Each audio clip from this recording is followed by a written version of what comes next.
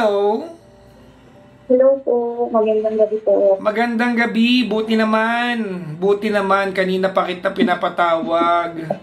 Oo nga po naguguluhan po kanina. Oo, actually, isang araw ka pa nagpapatawag sa akin. Opo. Ini-schedule kita, hindi ka naman nag-reply. Opo, hindi ko po kasi alam na nasa business chat po ako. Dahil dyan, magbabayad ka sa akin ng tutu. Ala siya. Ay. Magandang gabi sa iyo. Good evening din po. Yan, maintain mo yung malakas na voice mo, ha? Okay lang? Okay po. Yan. Parang malungkot ka na kagad. Kasi. Bakit? Malungkot na agad? Teka lang muna. Ano pangalan mo muna? Ano po? Screen name na lang po. Miss Lane na lang po. Ano na? Miss Lane. Hindi, pangalan.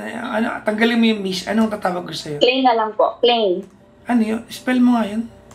K-L-E-Y-N. Kleng. Lane. Isa pa. K-L. K-L-E-Y-N.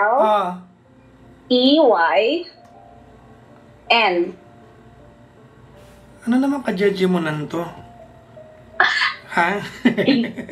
Pangalan po yan ng anak ko. Ay, sorry naman. Bakit pangalan ng anak mo? Dapat pangalan mo. Ayan po kasi. Sige, Rhea sige, na lang po. Ilan taon ka na, Rhea?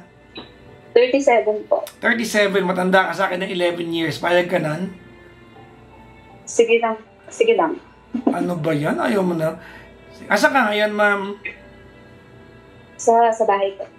Anong lugar? Plasma Cavite po. Cavite ka po. Okay. Opo. Matagal ka na nakikinig sa akin? Actually, nung nakaraan lang po. Tapos naiyak ako sa story ni Lavinia. Si Lavinia. Oo. Bumili ka ng cake niya. Nagbe-bake din po kasi ito. Diwag. Kidding aside po. Talaga? Meron ka bang binibake na tawag nito, walang egg tsaka walang milk? Wala pa po eh. Wala. More on kasi may egg eh. Oo, kasi vegan ako, bawal sa akin egg eh. Opo. Anyway, si Rhea ay 37. Maliban sa pagbe-bake, anong pinagkakaabala mo sa buhay? Full-time ma'am din po ako. Full-time ma'am. Yes. Ilan anak mo, ma'am? 4 po. 4 anak mo? Opo. Ilan taon yung panganay? 18 po. Dala-dalaga na o binabinata na, no? Opo, lalaki po. Binata. Yung pangalawa? 14 po. 18, 14, tapos yung pangatlo? 13 po. 13. 18, 14, 13? Opo. Pagkasunod yung bunso? 1 and 7 months old po. Bago mo. Opo. Medyo malayo agwata nila, Opo. Bakit? OFW po kasi yung father nila. Sa bagay, no? Tuwing kailan lang nakaka-uwi, no? Once a year po. Sige, anyway. Ba't ka napatawag sa akin? So, ayun nga po, merong something, paano ko ba magsisimula? May partner po ako. Yun yung tatay ng anak mo, tama? Yes po. Ba't partner, di pa kayo kasal? Yes po. Kasal po siya sa una. Okay. Pero hiwalay po sila ng 3 years bago po ako dumating. Kumbaga, may kanya-kanyang buhay na. Apo. May kanya-kanya. Tapos nasa Saudi po siya. Okay. Tapos, eto po, alaman ko na meron po siyang iba doon sa Saudi. Ibig sabihin, meron siyang kabit doon. Hindi naman po sila nagsasama, pero may nangyayari po sa kanila. Paano mo nalaman to? Actually po, una, mga hinahinala pa lang. Tapos hindi po siya umaamin. Anong dahilan ng pasang mo na saan nag-umpisa yung hinala mo? I'm sure may nakita ka dyan, may naramdaman ka, gano'n. May napansin Ganito ka. po kasi, April 4, habang busy po ako sa 1-year-old ng anak po namin. This year, April 4 this year. Opo. Okay. Ano po, habang busy po ako mag-asikaso. Sabi niya po kasi noon, April 4, sabi niya pupunta siya ng pamilihan na po sa Bata doon. Okay. Tapos po may mga kasama po siyang mga ka-work niya po. Tapos, ano gagawin nila para mamimili ng supply, gano'n? ako parang divisoria po yun sa atin. Okay. Tapos po, 12 hours po siyang nawala. I mean, hindi ko siya na-contact noon. 12 hours? Opo. Ano bang ginawa? Nag-angkat na ba siya ng produkto doon? Ayun po ang nakapagtataka ako noon. Sabi ko, tapos tinatawagan ko siya, nare-reject niya po yung call sa number. Nag-international call na po ako. Minessage ko po yung ka-work niya na kakilala po namin pareho na parang medyo kuya-kuya na po namin doon. Ang sabi daw po is, nasa work po yung partner ko po. Pero ang totoo, Friday po noon, pag Friday doon, wala pong work. Ganun ba doon? Opo. Okay. So, parang ang dating, parang pinagtakpan siya nung... Opo. Parang ganito yung... Okay. Tapos, nung 12 na po na madaling araw, 12:30 na po na madaling araw, sa kanya po sinagot yung call ko. 12:30 na madaling araw doon. Dito po sa atin. Okay. Bali, 7:30 ng hapon po doon. Kasi 7 siya ng umaga umalis. Doon. Tapos siya, nagalit siya kung sino-sino daw kinokontak ko. Sabi niya, pagod na nga ako sa work, ganyan pa yung iisipin mo, ganito, ganyan. So, medyo, ako naman medyo na ano ko, sabi ko parang... Dapat mag-sorry ka, oo. Opo, parang naano ko sa pag-iisip ko, kawawa naman pagod. Parang gano'n. Oo, so, diba? Nag-guilty ka pa, diba? Nag-guilty ka pa nun. Opo, nag-guilty talaga ako kasi parang kawawa naman. Parang kumakayod para sa amin. Gano'n. Oo. Pero yung isip ko po noon, hindi rin talaga mapakali. Kumbaga may tanong ka pa rin sa isipan. Opo, may tanong talaga ako. Then after noon, madalang na po siya talaga ng mag-kumontak. Unlike before na every minute talagang magkausap kami, update po talaga lagi, ganito kahit sa gabi. Kumbaga dati, before noon, parang anytime mo tawagan, open yung line. Opo. Okay. Tapos, ayun po, after po noon, birthday ng anak na po namin, ng 1-year-old. Hindi po siya ganun makontak, hindi po siya makontak ng maayos nun. Sabi niya, busy. Okay. Sabi ko, maglaan ka naman kasi nga, kahit video call sana. Sinong anak mo may birthday na 4 yun eh? Yung bunso po, 1-year-old. Yung 1-year-old. Oo. Opo. Siyempre, milestone yun, importante yun eh. Opo, sabi ko nga, para sana ma-witness mo din. Para kahit wala yung presence mo, at least, di ba, nakikita mo kahit paano. Kahit dun man lang sa video call. Opo, sa video call lang. Tumawag po siya siguro po mga 5 minutes, then pinatay niya na din po. Okay. Hanggang sa natapos po yung event na yun. Parang talagang may something off, talagang malamig. Okay. Madalang lang. Opo. Ilang araw na din na lumipas. Konti na lang talaga siya magparamdam. Okay. Hindi na siya ganun. Then May, na-try kong hanapin yung mga friends niya na mga kawork niya din doon.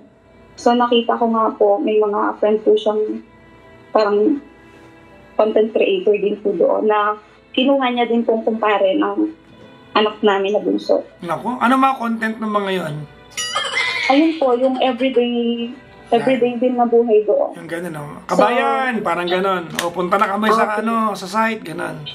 Opo, so dun ko po nakita yung mga iba may kausap siya. Tapos, paano po ito? Paano mo nakita na content siya na may kausap na iba? Opo, kasi nag-video po yung kumpare po namin. Tapos siya, nasa sulok, may kausap. Hindi naman po ako ang kausap niya. Tapos kinuha niya po yung mic, tapos kinantahan niya po yun. Sabi niya, okay na muna yan. Sabi niya po dun sa video na yan, akin na muna yan, kakantahan ko lang tong boss ko. Boss yung tawagan nila. Naku po. So sabi po, parang... Wait lang, anong kinanta niya? I'm sure naalala mo yan. Hindi ko naalala kasi masakit. Hindi mo maalala kung anong kinanta? Baka makakantahin din sa'yo yan, kailangan alam mo. Tapos yun, hindi mo talaga maalala kung anong kinanta? Hindi. Kasi parang patong-patong na talaga yung mga gitawa niya. Kumbaga hindi mo na naintindihan yung basta alam, may kinakantahan siyang iba. Opo, tapos sa isang video na yung sinabi niya din na, huwag kang mag-alala, mahal na mahal kita. Dinig na dinig ko yung process na gay. Naku po. Pinapurot ko siya. Pinapurot ko siya. Sabi ko, sino to? Sabi niya, wala yan. Sabi ko sa kanya, bakit? Bakit may ganyan? Sabi ko. Sabi niya, sige na, amin na. Bago siya umamin, sinabi niya pa na walang siyang babae. Itinaya niya pa yung buhay ng mga anak namin na kahit mamatay daw at magsunod-sunod, na mamatay yung mga bata, wala siyang ginagawang kalokohan. So parang, nung ano na yun, parang akong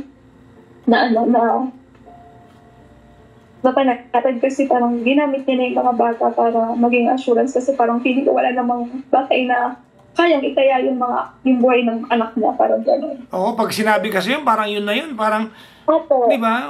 Pala, hindi pala totoo. Opo. Tapos nung kinabukasan, umamin po siya, sabi niya, ano lang yan, ganito ganyan, kausap lang yan, pero wala kaming yan. Pinagay niya sa akin yung account niya, pero lahat po dun dorado.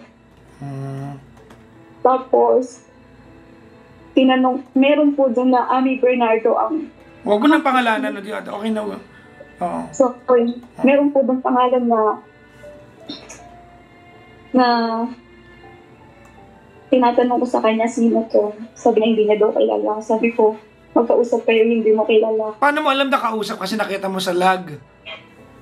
Opo, meron po eh. Tapos, naano ko po din yung niya, Facebook account niya na nag-request po ako ng yung parang mga ginawa niya doon sa Facebook na yan. Ha? Saan nare-request yun?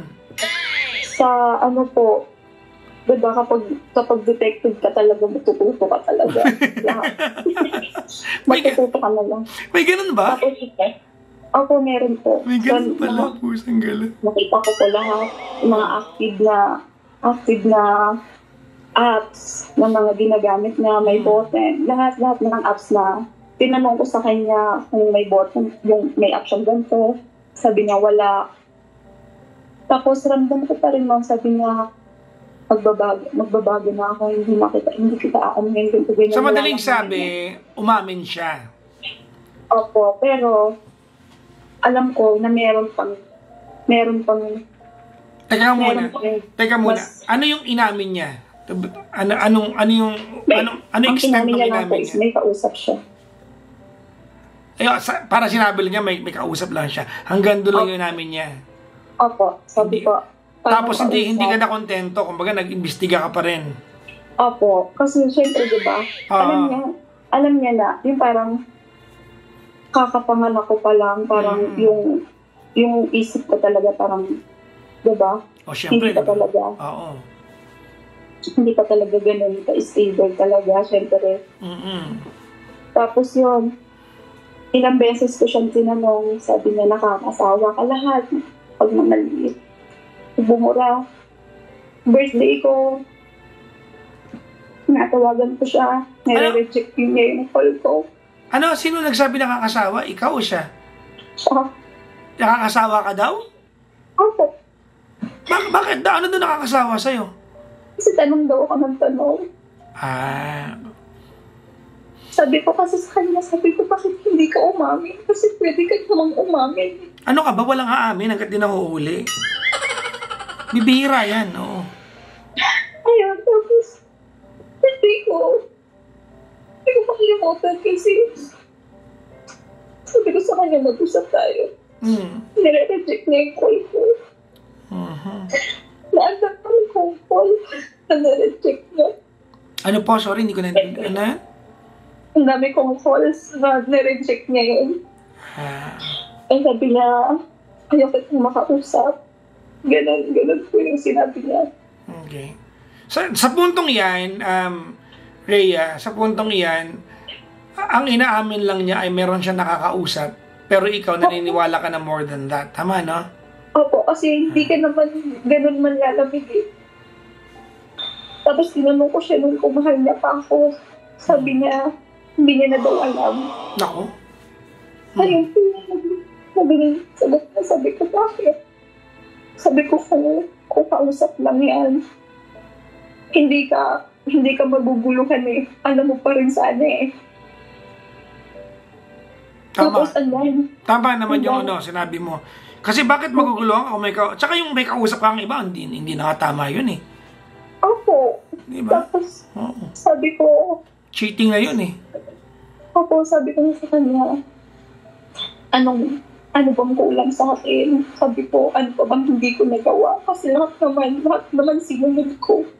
Nung mag-stay ako dito sa bahay, sabi ko, nagpakaina ako. Nagpakasawa ko na ay, ang dami-daming tukso dito. Na mas open dito, di ba? Sabi ko sa kanya. Bakit? May naliligaw din sa'yo dito? Hindi naman po, di ba? Sabi ko, parang mas open dito. Parang mas maano po yung temptation din dito. parang, Rhea, parang hindi nakatulong sa'yo nung sinabi mo yun.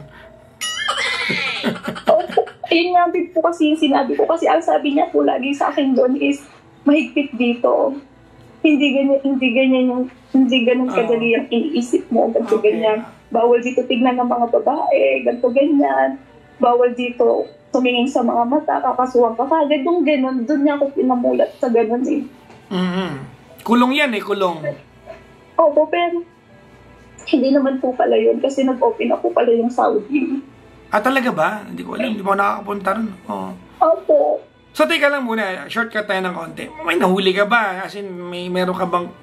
Kasi, if the question is, Rhea, mukha bang nanloloko siya? Mukha. Pero, ebidensya ba yon? I don't know. Hindi ko alam. Ano ba nahuli mo? Wait lang po. Meron pa? Opo. Nag-TikTok po ako. Naku. Iba talaga yung mga investigador, ha? Opo. Nag-TikTok po ako. Nakita ko po, meron siyang 4 na account na TikTok na hindi ko alam. 4 na account? Yes po. Ano po? Pusang ka, may career siya sa social media? 4 yung account? Yes po, may 4 na account siya sa TikTok. Ha? Tapos, dun sa isang account na ngayon, nakita ko yung 2 babae. May 2 siyang babae. Yun po yung in-stalk ko, tapos minessage ko. Tapos, hindi sila umamin na hindi daw nila kilala. Ganto ganyan. Hindi namin kilala yung asawa mo, ganto ganyan. So, okay lang. Hindi na ako namili. Okay. Tapos, naging okay kami. Tinesting pa rin. Kasi nga ilang beses ako nagmakaawa. Sa totoo lang. Sabi ko, please, ayusin natin kasi sa mga bata. Ilang beses ako nandimos sa kanya. Sabi ko, please. Sabi ko, huwag naman sa gantong paraan. Huwag mo naman kami gantong iwan. Sabi ko sa kanya. Ilang beses akong sinabi ko sa kanya na ayusin natin. Wala siya talagang sinabi na ayusin. Ayusin ko to, wala. Kailan nangyari usapan na yan? August. August po yung yan po yung na nagiging okay kami. Tapos hindi. Tapos nung August, September, October, hindi po kami mga nag-usap niyan. Tapos, nung September, may nag-message sa akin na sa TikTok na bank account lang din po, sabi. Kasi nag-dub po ako ng kailan mo pa ako niloloko. Tapos yung mga ganon. Tapos, sabi doon, matagal ka nung niloloko ng asawa mo. Itanong mo sa kanya yung ganitong pangalan, yun nga po. So, nagtugma doon sa FB account na meron siya doon. Tapos, doon sa na yun. Tapos, sinend na po sa akin yung mga picture, kung ano itsura ng babae, kung saan sila namana siya, yung mga ganun po. Ano, okay naman yung babae? Mas maganda ka? Yun lang. Ayoko na lang din po magsalita. Wag na, oo. Siyempre, tapos, mas maganda ka doon. minessage ko yung babae. Sabi ko, girl, kung nasa tamang pag-iisip ka, huwag ka manira ng relasyon. Sabi ko, may pamilya na yan. Sabi ko, iwan mo na, sabi ko. So, kasi baka mamaya, yung babae, baka nga hindi rin niya alam na kabit siya. Ano ba, alam ba nung girl na kabit siya o hindi? Opo, alam po. Pumayag din yung girl? Opo, pumayag po yung babae. Sabi, niya sinabi, hindi ko kilala yung asawa mo na yan. Tsaka, hindi ako papatol sa may asawa. Hello, hindi ako mababang uri ng babae, ganito, ganyan. Gumanon pa? Opo. Pareho sila mga tira ng mister mo, no? Opo. Sabi niya, siguro, pangit ka kasi kaya iiwan ka na ng asawa mo. Sinabi nung girl yon? Sabi niya, pangit ka kasi bago ka na, ganito, ganyan. Ala, parang hindi naman yata ano yan. No? Sabi ko, yung panginginig ng mga kamay ko, nung nalaman ko yung totoo na yun. Tapos, November 3, ito lang. Nakipag-usap sa akin yung partner ko. Sabi niya, magulo daw yung isip niya dahil pareho na daw kaming mahal ng babae. Sa madaling sabi, inaamin na niya na meron ng ibang babae sa buhay niya. Sabi niya, wala daw kasalanan ng babae, siya daw nagpumilit. Sabi ko, alam mo, tutuusin ko kung ayaw ng babae kasi babae talaga naman nagbibigay ng no signal. Ay, hindi rin. Huwag mo sisihin lagi babae. Pareho nilang kasalanan yan. Kaya mas sabi niya, wala. Ayaw niya daw manili sa aming dalawa. Kasi mahal niya din daw yung babae. Kung gusto niya ako pag andagan siya, doon sila ng babae. Kasi pag uuwi daw siya dito, kami daw yung ganyan. Tapos, sabi ko, wait lang, ibig sabihin, parang sinasabi niya na, pag nandito ako, kami neto, pag nandyan ako, tayo, parang ganon. Ako, yun po. Ha? Ayun. Gunggong ba siya? Ayun po yung sinabi niya. Sabi ko, yun, inutin ko na yun sa mga anak ko. Yung sinabi ko na nag-usap kami ng papa niya na ganito yung gusto niyang mangyari. Kasi affected na din sila eh. Sobrang affected nila. Siyempre, mga bata, matatalino na yung mga yan ngayon. Hindi na pwedeng bilugin ng mga yan. Yung babae namin anak, sinabi, na tumigil ka na. Para sa amin lang, pinalaban mo, huwag ka na lumabal. So, sa madaling sabi, aware na yung mga anak mo sa sitwasyon na meron kayo. Opo, sabi niya, restitute mo na lang yung sarili mo. Hindi mo kailangan makipagpilitan, sabi ng anak kong babae. So, parang nasaktan din naman ako. Kasi parang eto na ba yun? Eto na ba talaga yung endgame? Parang dito na kami matatapos. Tapos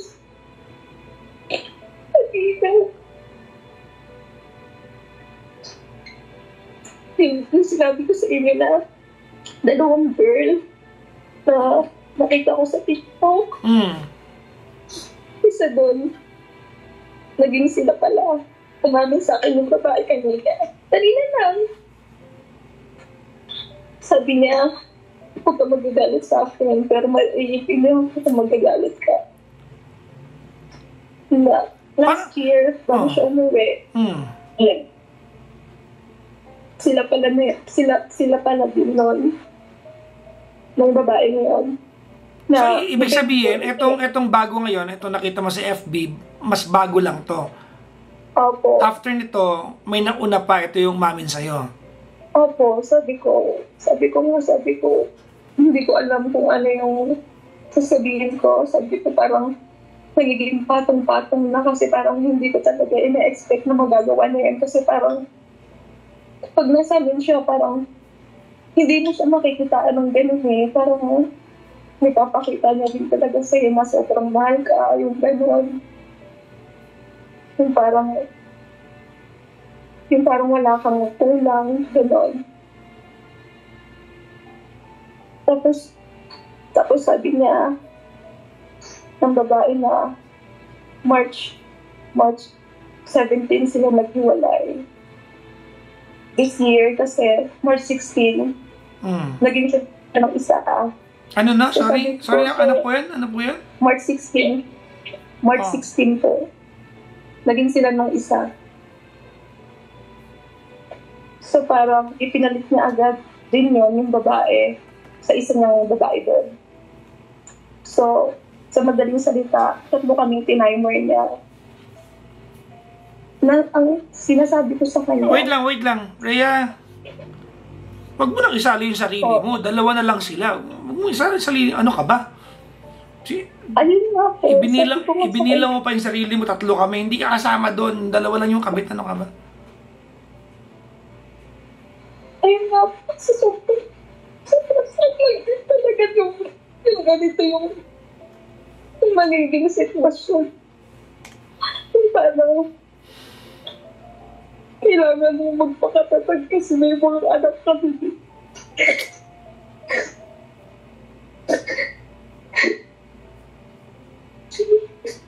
Kung sinabi niya, sana tanggapin mo yung decision kung dalawa kayo. Sarcastic pa siyang sinabi niya na ang nangyayari sa kanila to, masasabihin niya pa sa akin, pero mas magaling ka. Yung mga ganon, sabi ko sabi ko parang... Wait lang. Wait. Mas magaling ka saan? Ayun daw po, in bed daw po. Ikaw daw? Opo. Ha, wait lang. Kinumpare ka niya sa... Yung... Opo. Yung... Hala! That's so oh my God, that's very disrespectful naman. Yes, sobrang... Ano yung context? Wait lang ha? Ano yung context ng sinabi niya yan? Anong pinag-usap? Nag-aaway kayo? Ano? Hindi po, sabi ko sa kanya, aminin mo na yung nangyayari sa inyo. Sabi niya, ano naman, madalang lang yung lamagdang. So that's a yes. That's a yes. Opo, madalang daw. Saka sabi niya, huwag kang mag-alala doon. Sabi niya, mas magaling ka doon. Yun yung sinabi niya. Sabi ko, sinasabi mo yan kasi kausap mo ako. Ay, nireply ko sa kanya. Wait! Nireply mo yan? Opo, sinabi ko yun sa kanya na mas sinasabi mo yan ngayon kasi ako yung kausap mo. Ano nangyari sa'yo, Rhea? Ayun, sobrang... Para mo sinabi sa kanya na, oo, okay lang yan, mas magaling naman ako sa kama. Ay, parang naging desperado na nga din po ako sa point na yun. Pero parang, ano na din po, parang, habang sinasabi ko yun, parang, pinakikinggan ko na lang kung hanggang saan mo din ako niloko. Parang hindi na rin, habang nagpuusap kami noon, parang wala na din. Pinakita ko sa kanya, hindi ako umiyak. Para maramdaman niya na doon na okay lang. Ganun. Kawawa ka naman. Tapos, ayun, pati yung mga anak niya, mga anak namin, hindi ko na pinatawagan. Mas maging focus siya. May tanong ako sa'yo. Di ba, married na siya before naging kayo? Opo, married na po siya. May anak siya doon? Wala po. Wala. Okay. Wala po silang anak noon. Ako, may hinala ako, Rhea, hindi mo kailangan ng payo sa akin. Kasi parang, sa lagay na to, hindi yung pa ba alam kung anong gagawin? Ay nga po, kasi sinabi niya na pag uwi niya daw. Kasi uwi siya ng December. Kasi nga mag-usap kami. Pero, ang sabi ng mga anak ko po is, ama na ma, kaya amo na siya. Okay, sige. Ano ang gusto mong itanong sa akin? Let's start there. Like, if ever po ba na, kahit parang medyo legal po ito, if ever po ba na magpa-file po ako ng parang arrangement din po para sa sustento ng mga anak ko. Pwede yan, sustento lang, ma'am. Pwede po yan. Yeah, pwede po yan, ma'am. So, pupunta ka ng women's desk, pwede po yan. Kung yun lang. So, I think nakaset ka na, di ba, na that you and him are over na. Tama? Opo, pero parang... Oo. Naku, talaga. Huwag mong sabihin sa akin na, look, ganito, Ana. Rhea, you don't realize kung gaano kababa ang tingin niya sa'yo para i-compare ka niya to another woman. Yung, tinan mo to ha, yung idea na lang na magkaroon siya ng iba habang kayo, ano na yan eh, nakakamatay na yung sakit na yan eh. Tama, mali? Yung aminin niya sa iyo na meron siyang iba, it's double dead na yan eh.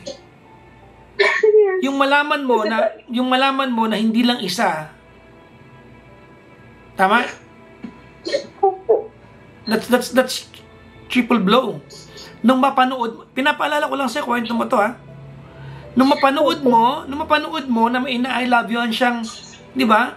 Iba at kinakantahan, that's a confirmation of all those pain that, di ba, na meron ka. Tama, mali? Tama? Lahat ng yung kademonyohan na yon, to a point. Ito malapit na part, adding insult to injury. Anong sabi niya sa'yo? Mas magaling ka sa kama kumpara sa kanila. Ano ka ba? Anong dignidad meron ka para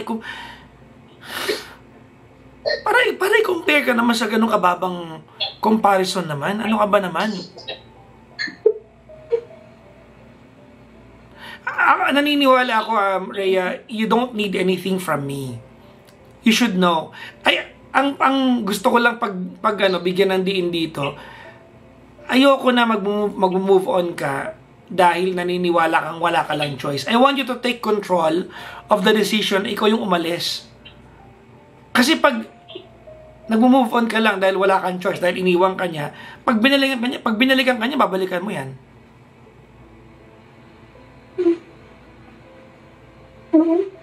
Ano yon? Opo, parang gano'n. No! Ikaw, tanong mo sarili mo, happy ka ba na gano'n ang trato sa'yo ng lalaki? So, ano ka ba? Sobrang low blow na niyan. Hindi ko na nga mapaliwanag sa sarili ko kung anong klaseng pambabastos ang ginagawa ng lalaking to. Kasi, tinan mo to ha, I have been giving advice in my career for a very long time now. Alam nyo yan, tama? Okay. Matagal na ako nagbibigay ng advice, no? Mostly, pag may lalaking nahuhuli, at some point, yung iba dyan, kahit napaka manyak talaga ng iba dyan, Pag nahuli, humihingi ng tawad eh. They wouldn't dare compare the woman to the other woman. They will never do that. Kasi yung bang mga lalaki pag nahuli, kahit na napakawalang niya talaga, kahit papano, nagkakakonsensya pag nahuhuli. Ikaw, nung nahuli mo, ikinumpare ka pa. At hindi man lang sa ganda ka kinumpare, hindi man lang sa ugali. No. Kinumpare ka sexually. Ano ka ba?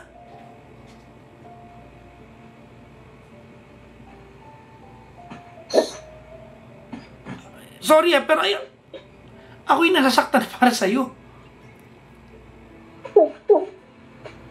Hindi naman po. Ha? Nasaktan din naman po ako dahil ang sinabi niya yun.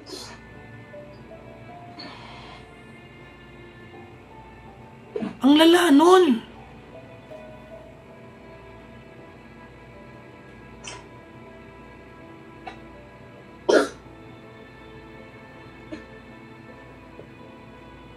Well, ayusin mo na lang yung part, ayusin mo na lang yung part, Rhea, na masustentuhan yung mga anak mo. That's it. Opo.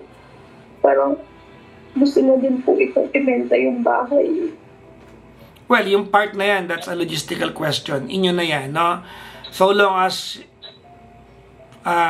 he will be able to house the children.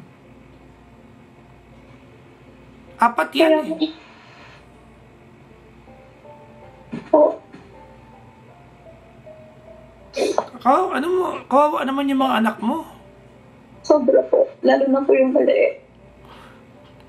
Wait lang, ibibenta niyo yung bahay? Saan kayo titira? Anong plano Ay, na? okay. Alam niya po kasi may bahay yung parents ko eh. Napakawalang yan naman talaga niya. Actually, noong 2023,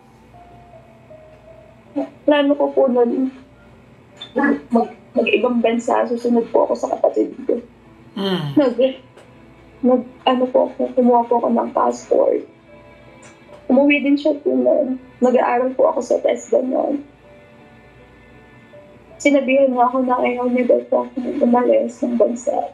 Sabi ko nga sa kanya, para tulungan ka din kasi nga may magka-college na, ganyan.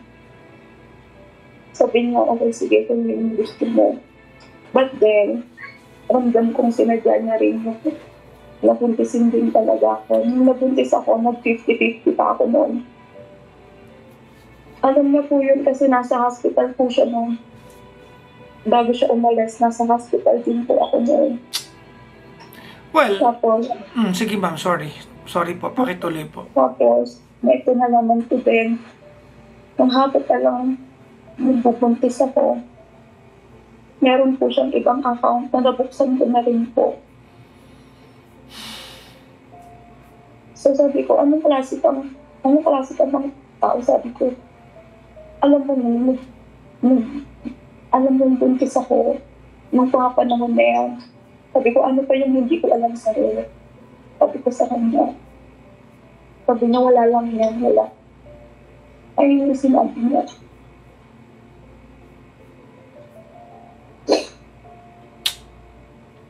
Anyways,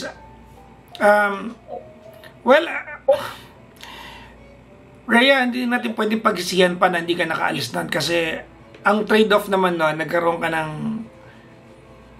anak, regalo yan ng buhay eh, na? Yes po, totoo naman po. So, wag natin kumbaga wag mo nang isama o wag mo nang idagdag pa yan sa pwede ikasama ng loob mo. You are just 37 years old. Siguro in a couple of years time or in a year's time, in 1 year time, pwede ka na sigurong mag-apply ulit para this time, ikaw naman yung may ma-achieve sa buhay. Tama, no? Opo. Oo, kasi yung panganay mo naman, malaki na, 18, 14, 13 eh. Tama, no?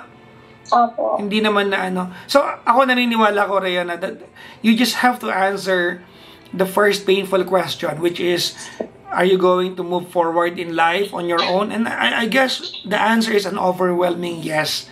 Tama, no? Opo. Alam mo yon, no? The answer is an overwhelming yes. Siguro isang malaking kabalintonaan na lang pag binalikan mo pa yan. Tama? Okay. Wag na. Medyo magaan yung pakiramdam ko ngayong gabi kasi naniniwala ako na hindi kita iinsultuhin ha. Okay. Pero I believe that the hardest part is over. Etong iniiyak mo yan, ano lang to eh. Ito lang yung, kumbaga, ito na lang yung aftershock kasi nalaman mo na lahat eh. Wala ka nang pwedeng, kumbaga, dumaan ka na sa, nung discover mo na meron siyang iba, nalaman, lahat na iyakan mo na eh. Tama, mali? Yes. And hey, you survived. You are here tonight. You're alive. Tama? So, magaan ang loob ko, siguro ang pinakabilang kaibigan mo na lang, kaya ko na lang sabihin sa'yo ay, siguro ito yung panahon o taon ng buhay mo na sarili mo naman ang iintindihin mo. Of course, magiging nanay ka ng mga anak mo, pero for the longest time, alam natin na isinantabi mo yung pansarili mo kasi nanay ka eh. O, ikaw naman ngayon, mag-focus ka naman sa sarili mo. Huwag ka nang babalik dyan ha, tanda mo, napakabastos nun. Ganon siya kawalang respeto sa'yo para i-compare ka ha. Alam mo, sa lahat ng sinabi mo sa akin, doon ako nawasak. That will only come from the mouth of a guy who lost all the respect and regard sa iyo. He's lost it. Sobrang bastos nun. Sobrang bastos nun.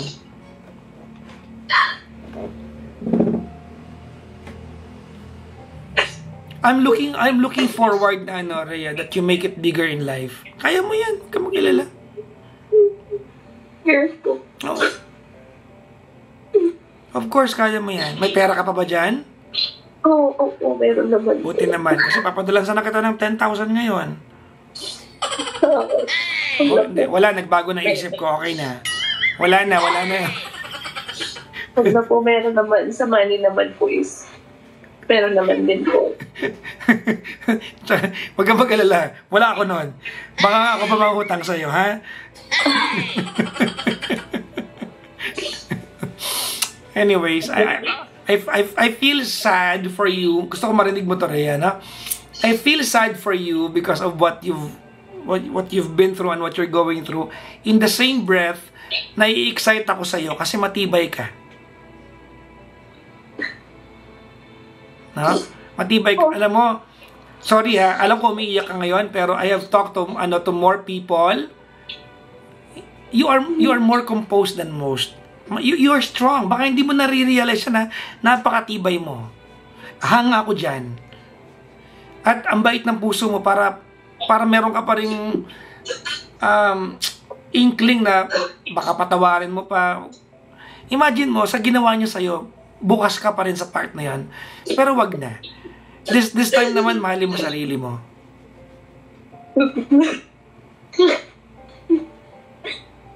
You okay?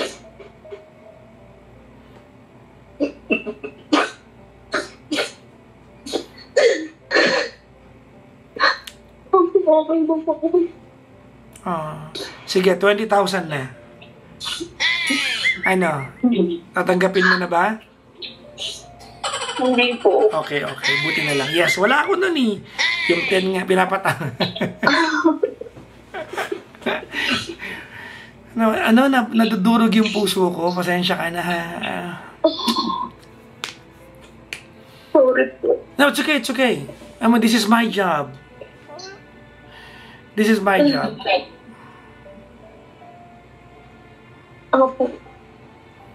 Thank you so much. I have a wish para sa'yo.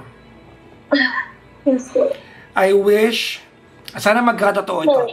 Lahat kaming nanonood ngayon sa'yo, nakikinig, meron tayong 600 plus sa FB and 1,000, almost 1,500 sa TikTok. We wish na lahat, diba, that every ounce of pain that you feel right now, we all wish that one day, every ounce of that will turn into bliss of happiness. Thank you. It will take a while before you get there. It will take so much of your willpower para malampasan mo yan. Pero hindi imposible yon. Kakayanin ko po. Of course, wala ka namang choice. Okay. I'm sorry, ako nahihingi ng tawad pa, on his behalf. Nahihiya ako na may ganyang lalaki. Ako na po humingi ng tawad sa'yo. Hindi nga po siya humingi ng sorry. Hayaan mo na, at least humingi na ako ng tawad sa'yo. Kung, for what it's worth, may narinig ka man lang, pang konsuelo na lang sa'yo. Pasensya ka na, ha? Sige. 30,000 na. Okay, nagbago na isip ko. Wala na.